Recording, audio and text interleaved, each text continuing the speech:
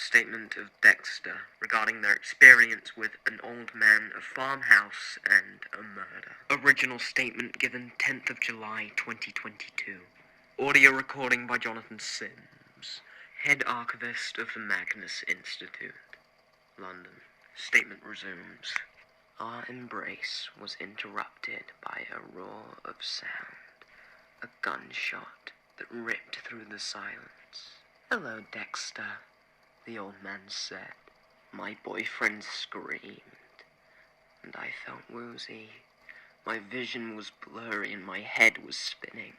The yellow light of the street lamp was the first thing to come back to me. And then the old man stood atop of me. He raised his gun, pointing at my head, and then silence. The old man crouched down and looked me in the eye. "We need to talk." My boyfriend pounced on the man, but was quickly shot and killed. "Little gift for my wife," he said, with a smile, taking a small knife out of his boot. I screamed, and when I say I screamed, I mean I screamed. My boyfriend was dead. His eyes lay still, looking at me, lifeless. I awoke screaming and panting in the car. "He has what I want," the old man said as he smiled. "Me?" I asked, confused and dizzy. "Just you," he replied. "Please let me go," I pleaded. "Oh, you must not have seen his body," he said. "I chopped your boyfriend up, put his limbs in heavy-duty bin bags, and dumped him in the ocean. And I'm going to do the same to you." I wailed. I thrashed around in my restraints, and the old man pulled over the car. He got out, walked to my door, and opened it. "All right, get out then. Run over there. I'll give you to the count of 10. I bolted into the clearing in the woods. 10. He began to count down. I ran and ran as fast as I could, and before I knew it, the countdown was over. The old man was looking for me. "Come on," he said. He circled me, trying to take control of my movements. He was right behind me. His fingernails were ready and out for me. He tried to grab me, and I swiped at him. Blood spattered all over his face.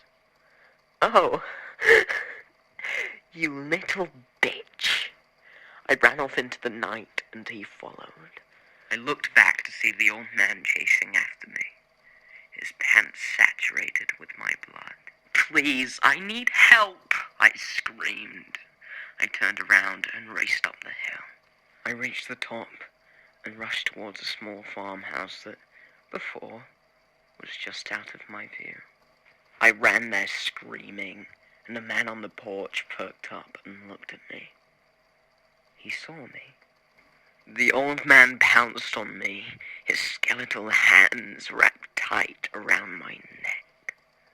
I could barely breathe, but I managed to get out a "Please help me." Whoever was on the porch took out their rifle and began to fire at the old man. The shot echoed around the farm, blinding me, and the old man screamed as his face started to fill with blood. Bloodied spit dripped down into my face, into my mouth, and into my eyes. I felt a burning sensation in my side as a bullet whizzed past me, taking my voice. He quickly snatched me up into the air and tossed me. I slammed into the roof of a nearby barn, cracking the plaster and twisting my arm. "No, please, I'm sorry, I'll be good." The old man threw me into a stack of wood, sending a jolt of pain all throughout my body. He looked at me, and with a very sinister laugh, he ran away, crawled over to the pile of wood, and then curled up. I could see him in the distance, sprinting through the woods. I looked down at my chest and saw a patch of blood. I had been shot. The man on the porch came rushing to me and introduced himself as Lyle. "I'm gonna get you patched up, buddy." Lyle rubbed some alcohol into the wound, and I passed out and woke up the next day in the farmhouse. The sun beaming through the window, and the house roaring with life. I made my way down the stairs and saw Lyle, his wife, 3 children, all eating breakfast. "Dexter," Lyle said happily. "Have a seat at the table." Lyle pulled out a chair for me. He came over and gave me a hug. "It's good to see you. What were you doing out there?" It's a long story, but that man, he was trying to kill me. I figured that much. That's why I called the police. But why? "You wouldn't believe me," I said, taking another bite of my food. Lyle stood up. "Now, let me have that knife." He looked at me with a newfound distrust in his eyes. "Now?" I asked, unsure. "Yes." I took my knife from the table and handed it to him. "Let's go outside," he said, quickly turning around and picking up his rifle. We walked outside, only Lyle and I. I was holding my side and I could feel my hand starting to throb as the blood stained my shirt. Lyle grabbed his rifle from the table and pointed it at the woods. "Wait here," he said. "You think he'll come back?" I asked. He walked back into the house and came back out with a pair of binoculars. I took them from him and looked over to the woods.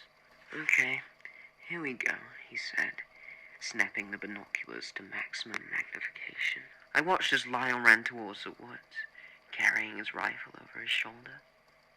He approached one of the trees and placed his rifle on the floor.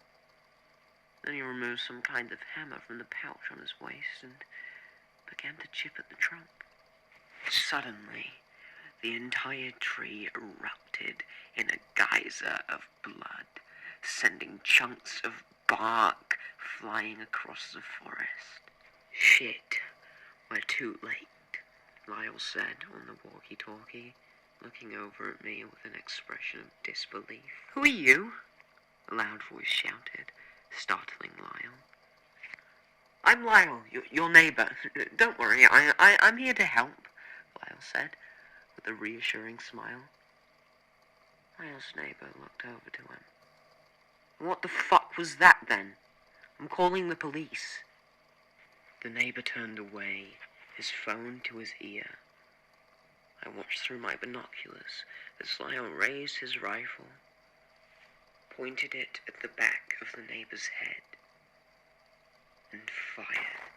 The neighbor fell down, hitting the ground with a loud thud. I ran out into the field, the gunshots still ringing in my ears. Lyle looked over to me, fear on his face. "We need to run. Now."